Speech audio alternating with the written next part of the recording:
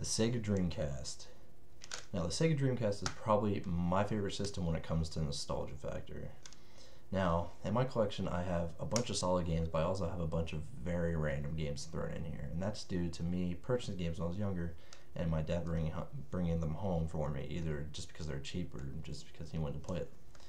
Now, first off, I have one of my favorites, which is Sonic Adventure. It's a 3D Sonic game, very fast paced. It kind of had like an adventure story mode thing where you talk to characters and stuff like that. Very solid game. And then I have Sonic Adventure 2, which is the sequel to that, where you get to play as Shadow the Hedgehog and all that cool stuff like that. Basically the same idea, except for you have the bad side of characters and the good side, which you get to play both of them. House of the Dead 2, which is a pretty solid game. I mean, it's not very fun without the light gun, but you know, I still played it. Sega Bass Fishing, don't have much to say about that. It's a fishing game. This is a very cool platformer game, Super Magnetic Neo. Just a standard platformer game, but it has like these really interesting mechanics since he's magnetic, where you pull enemies towards you, or you like swing using his magnetism and stuff. It's pretty neat. Tom Clancy's Rainbow Six, the very original Rainbow Six game. Interesting first-person shooter game. You know, it's first-person where you don't see the gun. It's just like a crosshair, and then you set up. You know, like it's very tactical. You get wrecked in like 3 seconds if you don't know what you're doing. Fun game. I didn't play it that much when I was younger. This is another one of my favorite games, and it doesn't have the manual in front, but this is Unreal Tournament. Reason why it doesn't have the manual is either because when I was a kid I lost it, or my little brother lost it, but definitely one of my favorite action first-person shooter online games ever, and that's on PC as well. But that was my first introduction to online gaming right there. Remains to say one of my favorite fighting games is the original Soul Calibur. Back in the day, the visuals are awesome, the music's awesome, the gameplay is extremely tight. It's just definitely one of the better fighting games ever made. This game's pretty terrible. I don't really have a whole lot to say about this either. This is Chef's Love Shack. It's kind of like a stupid game show thing with, you know, dirty humor, like South Park. I mean, everybody's seen South Park, you know what it's all about. Choo Choo Rocket. This was a really fun party game right here. It's kind of a cool puzzle game. I actually think that was one of the first online capable games on the Dreamcast. I'm not really too sure about that. Talk about a game that spawned tons of sequels, Tony Hawk's Pro Skater.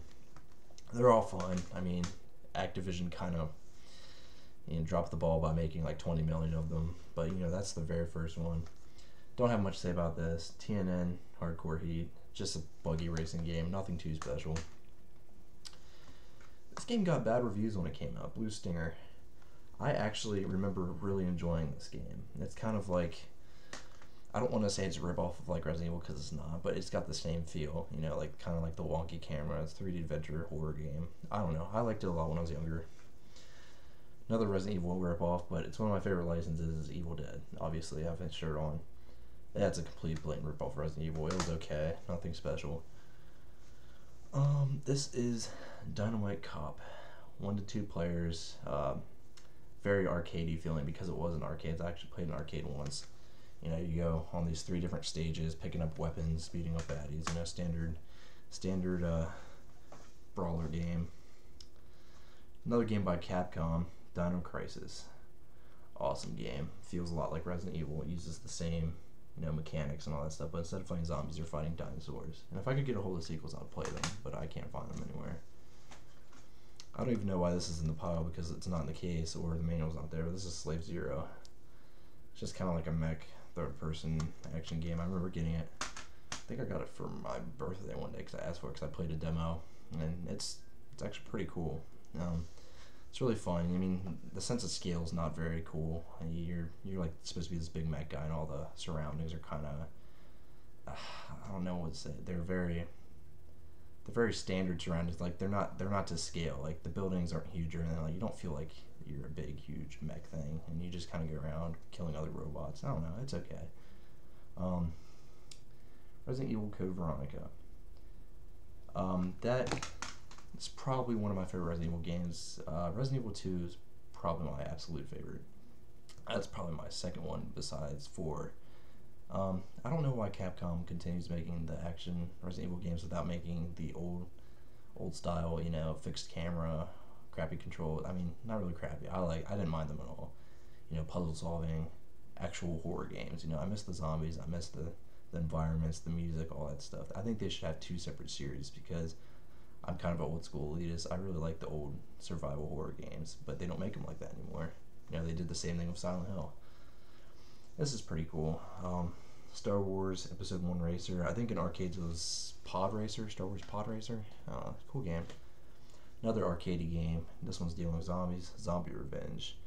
I remember playing this with my cousins. This was a really fun game. Basically, it's up to 2 players. You just go around picking up power-ups, going through stages, like just kind of like Dynamite Cop. Except for you're fighting zombies and creatures. You know, you pick up guns, pipes, you know, just beat them up. And then there's a cool versus mode, which we had lots of fun with.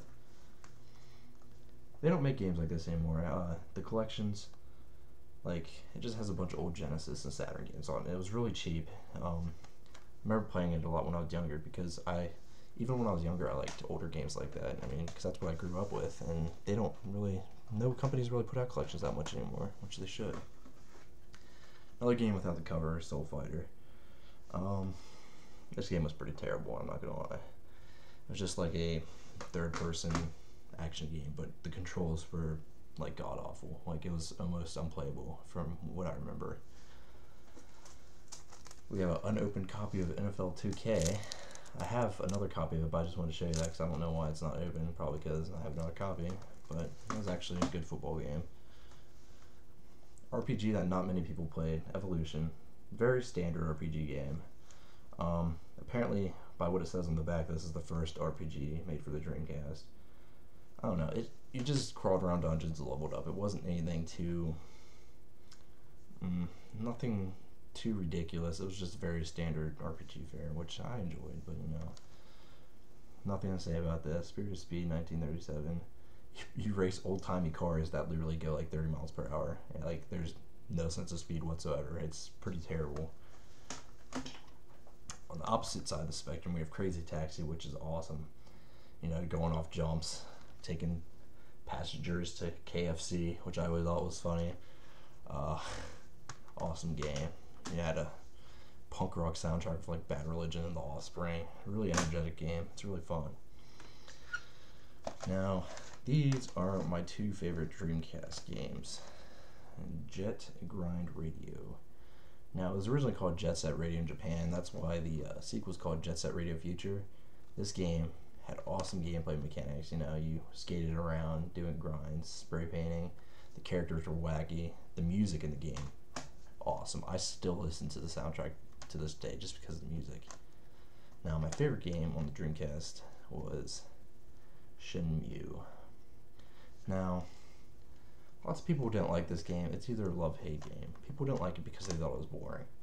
Now, when you're younger and you haven't really played a game that's connected to you with the storyline, this was something that was really special to me because the way the gameplay worked was basically you're looking for the guy who killed your father, and you're in Japan in these small little towns, and you run around. Like, it's very open world. Like, I forget how much money they spent making this game, but it broke a record when it first came out. It's an open world game where you talk to all these characters and you just try to solve this mystery, and you do all kinds of like miscellaneous tasks. Like, I remember working out, I think it's like I forget, I know you use forklifts and stuff. You could do like forklift racing and crap like that. And you could buy these little toys and these capsule machines, like just stupid mini games that are stupid stuff like that. And it had a cool fighting system where you fight all these bad guys and you can learn new moves and stuff. But it's an open world game, mystery, action. Can't really explain it. You'll just have to pick it up yourself and play it. I have the sequel for Xbox, but I never finished it, unfortunately. Now, there's a couple games for Dreamcast I want to find and pick up, and if anybody has a copy of it or they know where I could get one, I'm looking for Power Stone 1 and 2 and a game called Ill Bleed, which I haven't seen anywhere. So if anybody knows where I get those, please send me a message or something, especially Ill Bleed. Like, I heard it's not that great, but I just want to check it out because I like collecting horror movie-based games, survival horror games. But thanks for watching, guys.